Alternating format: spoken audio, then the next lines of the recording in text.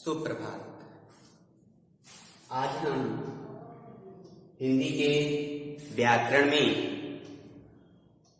कक्षा 9 से 12 तक, कक्षा 9, 10, 11 और 12 के कक्षाओं में व्याकरण के अंतर्गत संधि प्रकरण अति महत्वपूर्ण है। इसमें सबसे पहले संधि किसे कहते हैं, यह प्रश्न आता है। तो संधि का अर्थ मेल या जोड़ है। संधि में एक शब्द दूसरे शब्द से जुड़ जाता है, इसी को हम संधि कहते हैं। जब दो या दो से अधिक या दो से दो ही, जब दो शब्द पास आते हैं, एक पास जुड़ते हैं, तो पहले शब्द का अंतिम वर्ण और दूसरे शब्द का पहला वर्ण, पहला अक्षर कुछ नियमों के अनुसार आपस में मिलकर एक दूसरे से जुड़ जाते हैं, मिल जाते हैं। दो वर्णों के इस एकीकरण को ही हम हिंदी में संधि कहते हैं। जैसे देव धन आलय बराबर देवालय।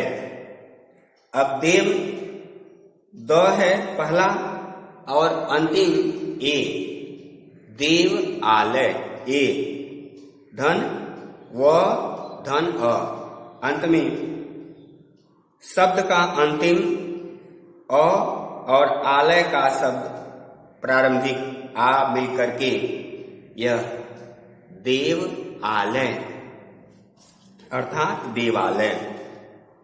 संधियां तीन तरह की होती हैं। सबसे पहले स्वर संधि का हम सभी अध्ययन करेंगे। स्वर संधि स्वर के साथ स्वर के मेल का को ही हम स्वर संधि कहते हैं। एक स्वर दूसरे स्वर के साथ जब मिलता है तो इसी को स्वर संधि कहते हैं। उपर्युक्त देवालय संधि का ही उदाहरण है। कुछ स्वर संधियां पाठ्यक्रम में निर्धारित हैं, जो इस प्रकार हैं। इसमें पहला है दीर्घ संधि। स्वर संधि में सबसे पहला है दीर्घ संधि। इसका सूत्र है अकः सवर्णे दीर्घ, अकः सवर्णे दीर्घ। इसका नियम है जब अ, ई, उ, री, ली, हर्ष या दीर्घ के बाद समान स्वर अ, ई, उ, री और ली हर्ष या दीर्घ आता है, तो दोनों के स्थान पर अ, ई, उ, री, ली, अब ली नहीं बल्कि दीर्घ स्वर हो जाता है। जैसे अ का आ का आ ही रह जाएगा। जैसे कृष्ण धन आयन, कृष्णायन, यह पूरा मिल करके बनेगा कृष्णायन।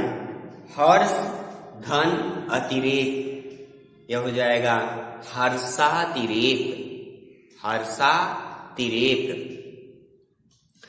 फिर है शरण धन अर्थी, इसका हो जाएगा शरणार्थी।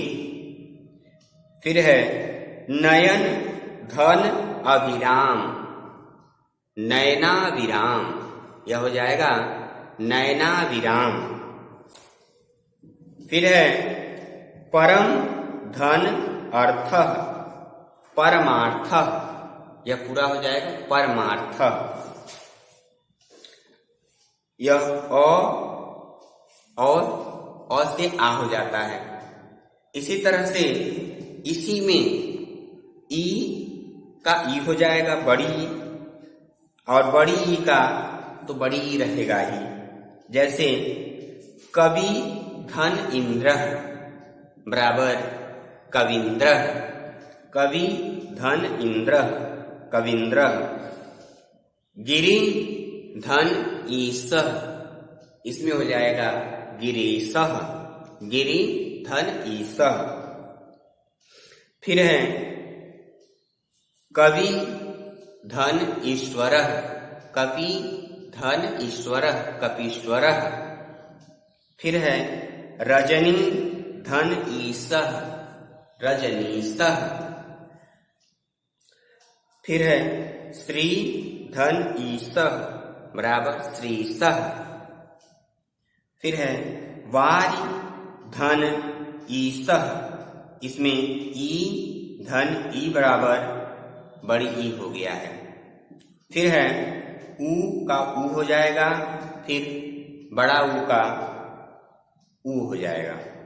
जैसे सुधन उक्ति, सुधन उक्ति बराबर सुक्ति। फिर है भानु धन उदयः, भानुदयः, भानु धन उदयः, भानुदयः। फिर है बधु धन ऊर्ध्व, बधुर्व, बधु धन ऊर्ध्व, बधुर्व।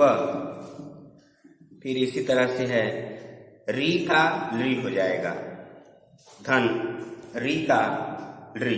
जैसे पितृ धन ऋणम, पितृणम, पितृ धन ऋणम, पितृणम।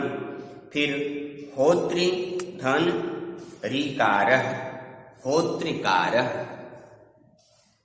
फिर लृ धन लृकारः, इसका हो जाएगा ऋकारः। फिर है इसका एक विशेष बात है कि री का लृ सवर्ण संज्ञक है, अतः समान स्वर माने जाते हैं।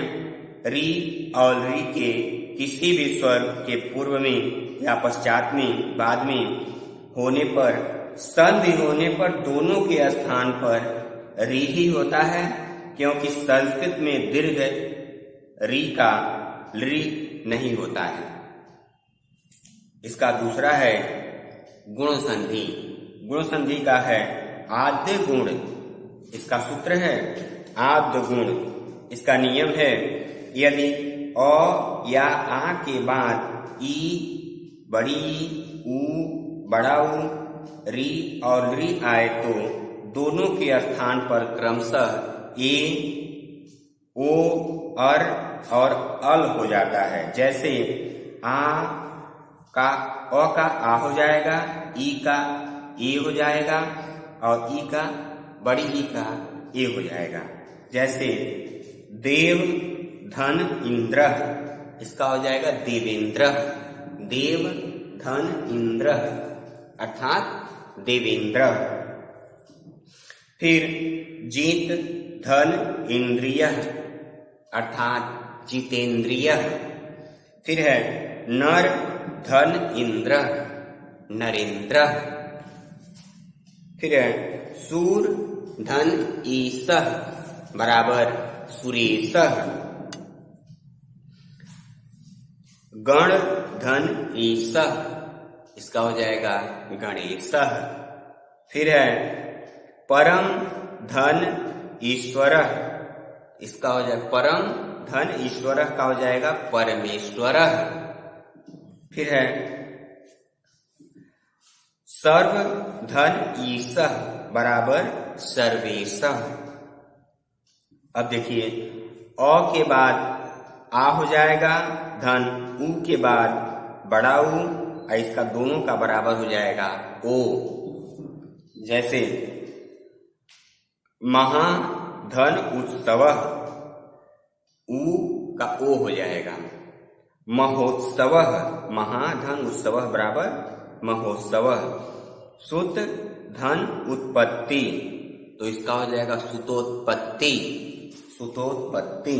फिर है मया धन उक्तम, मयोक्तम, दोनों का हो जाएगा जुड़ करके मयोक्तम।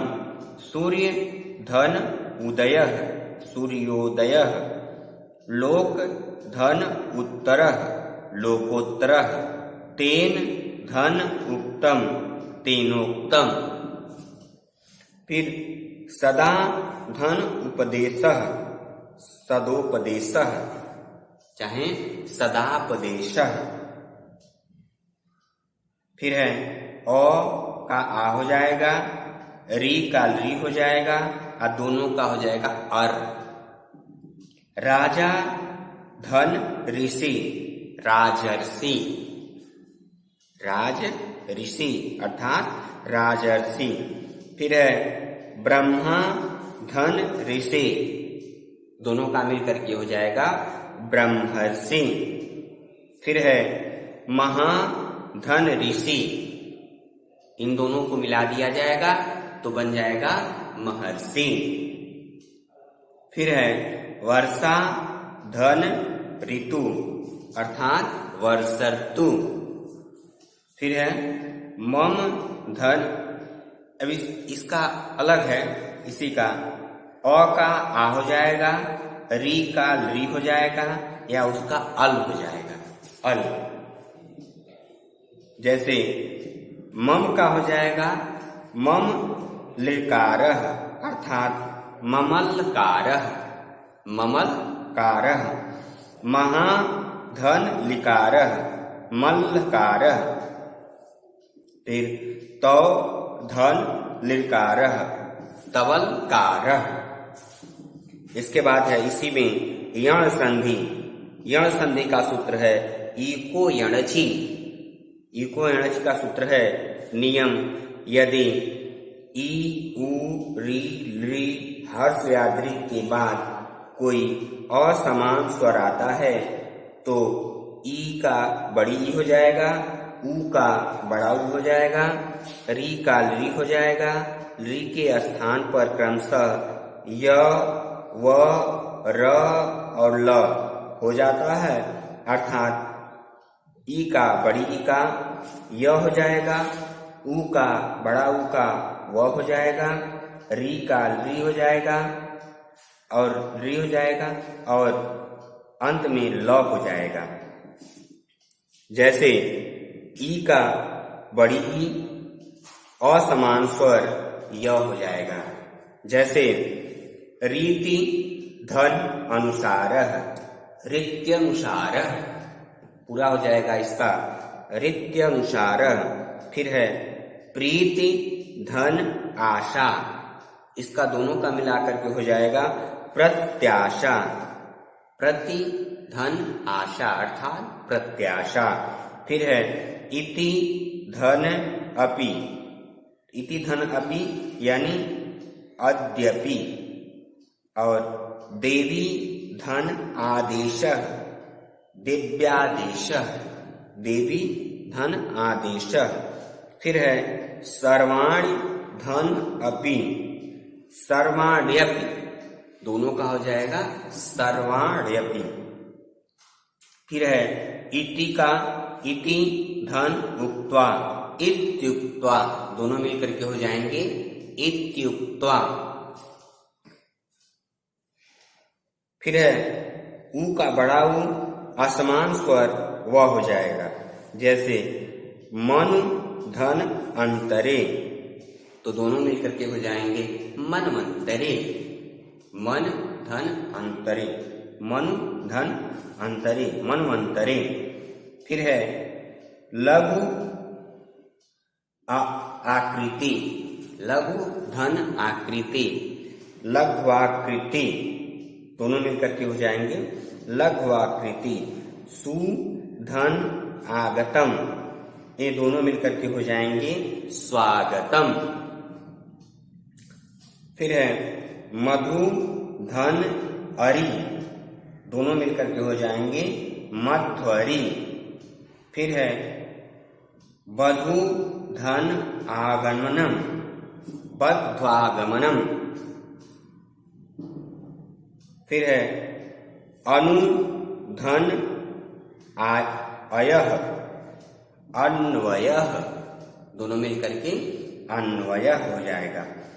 फिर है री का री असमान स्वर र हो जाएगा। जैसे धातु धन अंशः, तो इसका हो जाएगा धात्रसः, ध्रातंसः, दोनों मिलकर के हो जाएंगे। फिर है मातृ धन आज्ञा, तो हो जाएगा मात्राज्ञा, दोनों मिलकर के हो जाएंगे मात्राज्ञा। फिर है री का री, धन असमान स्वर, धन बराबर अर। फिर है ली धन असमान स्वर ल, जैसे ली धन आकृति, तो यह हो जाएगा लाकृति। फिर अयादि संधि, इसका है एचो अवायाव, इसका सूत्र है एचो अवायाव। जब यच ए ओ ऐ औ के आगे कोई स्वर आए तो इन ए ओ ऐ ओ के स्थान पर क्रमशः ऐ औ आय और आव हो जाता है। जैसे हरे धन ए बराबर हर धन ए बराबर हर ए, दोनों मिलकर के हो जाएगा। फिर नय धन अकह, इसका हो जाएगा नायकः, नय धन अकह अर्थात नायकः। फिर है गय धन अकह, इसका हो जाएगा गायकः, गय धन अकह। फिर है पो धन इत्रम, हो जाएगा पवित्रम, दोनों आपस में मिलेंगे तो हो जाएगा पवित्रम। फिर है अक धन पौ धन अकह बराबर पावकः, पौ धन अकह बराबर पावकः। फिर है धौ धन अकह बराबर ध धन औ, धन धावकः। इस तरह से यह संधि है। संधि की और भी हैं, लेकिन कक्षा 11-12 के लिए बस इतना ही पर्याप्त है। आप सभी पढ़ते रहिए, मन लगाते रहिए। इन्हीं सारी शुभकामनाओं के साथ आप सभी लोगों को बहुत बहुत धन्यवाद।